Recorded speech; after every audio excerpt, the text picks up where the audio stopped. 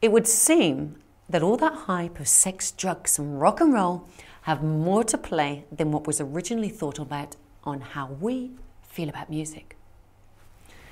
Have you ever been relaxing and listening to some of your favourite pieces of music when you've started to tingle all over and your hairs have stood up on end?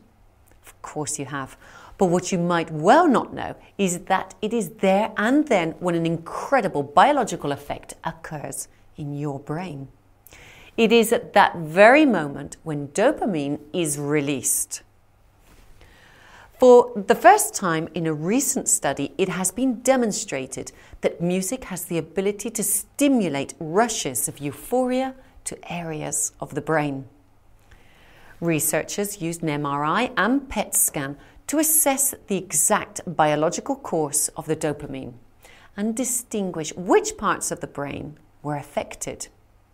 While the participants of this study were listening to their favourite pieces of music, their physiological reactions such as their heart and breathing rate, skin temperature, etc. were measured.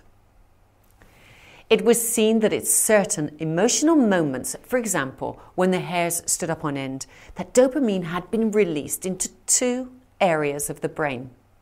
Now, curiously, one of these areas was the part of the brain that is specifically dedicated to learning and to the memory.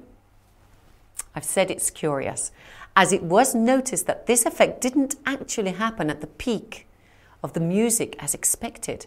No, it happened just before, just when the listeners were actually in anticipation of it. Yet, once the music actually hit that moment they had been waiting for, whoosh, the second dose of dopamine went straight to the wonderful part of the brain that makes us feel laughter and pleasure. It all actually sounds rather sexy, doesn't it? Maybe this research will, as the researchers hope, help to explain exactly why music is so highly valued across all of social sectors.